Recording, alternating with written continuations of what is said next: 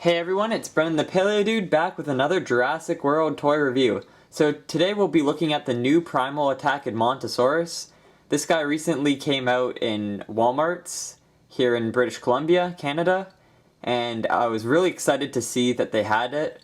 There was only one in the Walmart I went to, so I'm not sure about how many of them will be in stores and how rare this figure will be, but I'm really hoping it'll be more of a common figure, like how the Tyrannosaurus Rex is. So right off the bat, it's beautifully painted. The colors are just like the Dinosaur Protection Group or the Jurassic World, I guess back in 2015, their website. It's exactly based off those paint schemes. So if this does appear in the new Jurassic World movie, it'd be cool to see it sporting the same paint job, which I'm pretty sure it will be. So it's got that yellow crest, the blue paint job on the face, and then some beigey brown, kind of milky chocolate, and then some gray, bluish green markings along the tail and the front of the body. So I was surprised at the size of this figure. It's slightly bulkier than the Parasaurolophus. It's also a little bit longer, actually, just by a tad bit. The head's very thick, too. So let's take a look at the front. So the head's got a decent amount of width to it. Unlike the Parasaurolophus, who's got a more thin head and an open mouth. This figure's got a closed mouth.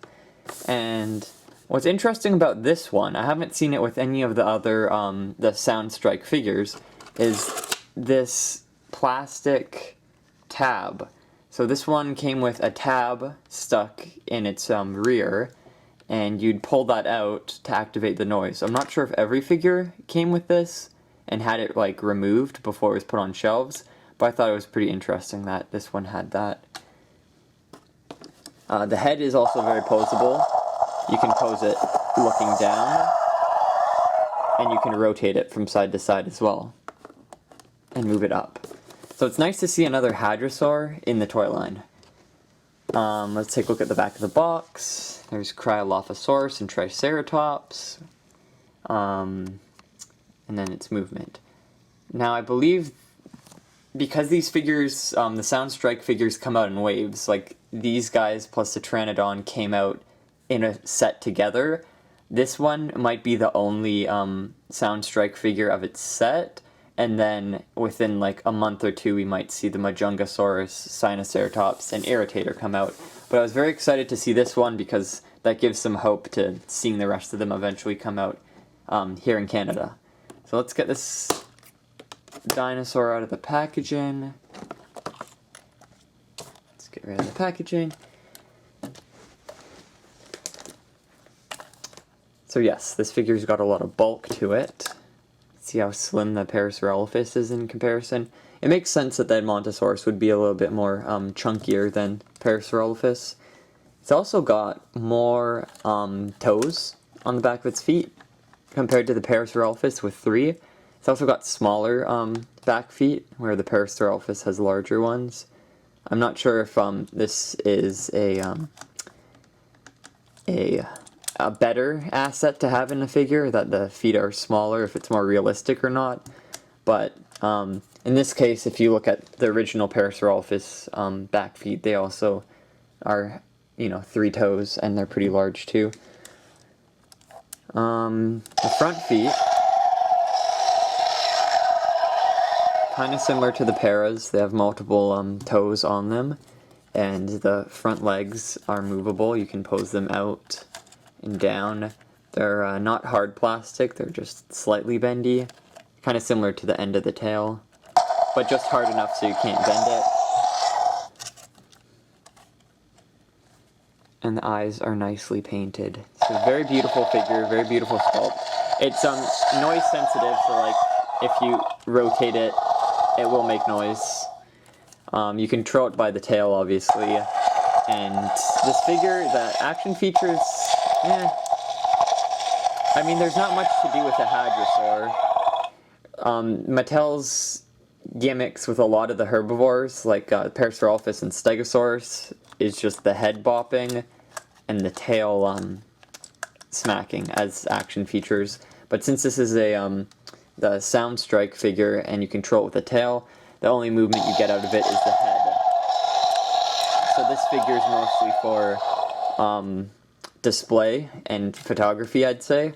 But for play, it does have some nice features, being like a target for theropods, and the head does have some nice bending motions if you want it to like be looking down or around for predators and whatnot. Now the sounds it comes with, I believe it's got 3 different sound effects. Let's listen to them.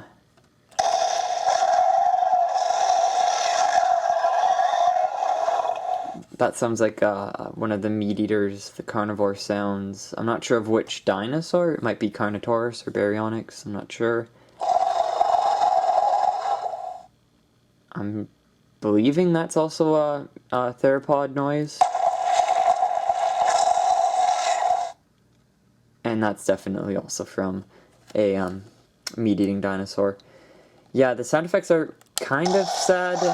They could have used like the brachiosaurus roar or bellow, I guess, or any of the other herbivore sound effects from the movies, but it sounds like they just used the carnivore sound effects and maybe made them a little bit lower or stretched them out longer. I guess that's fine. Like, they're distorted enough that you can't really tell which exact theropod they're from unless you really listen closely. So, I don't really mind that they did that. I just hope eventually with Camp Cretaceous coming out and some of the other media that eventually their dinosaur sound boxes will improve and be more accurate. But besides that, like with the rest of the Jurassic toy lines, sound boxes and sound effects have always either been very inaccurate or just from other dinosaurs, so you can't really hold that against them. Besides that, the figure's pretty amazing. The toes are painted, it's got details along the legs, the feet, the body, and it really holds up to the rest of the Mattel toy line. The back's kind of less detailed, being like a hard plastic solid mold. And again, I do enjoy the colors very much. And the head sculpt is just phenomenal. So this figure is very beautiful and worth a pickup. It's definitely available online, I believe Amazon, Walmart, etc. But if you're one of the collectors that likes hunting, it's definitely now available here in Canada. So keep an eye out at Walmart and possibly even Toys R Us. And it definitely holds strong to other Hadrosaur figures. Of course, people always say the size of the figure. Edmontosaurus is a very large dinosaur, like somewhere close to where Tyrannosaurus is in length and height, but having it smaller than it, it's kind of sad.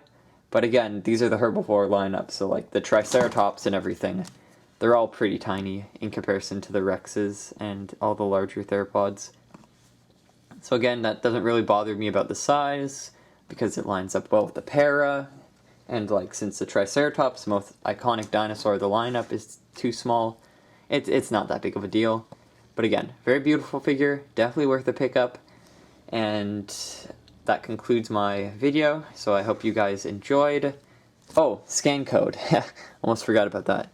I'll be making a scan code video right after this one, so if you guys didn't make it to the end of the video, well, you wouldn't be hearing this, but there will be a scan code video that'll be posted like immediately after. So anyways, thanks for watching, guys. I hope you enjoyed. Leave a comment and a like if you did, and I hope to see you in the next video. Bye-bye.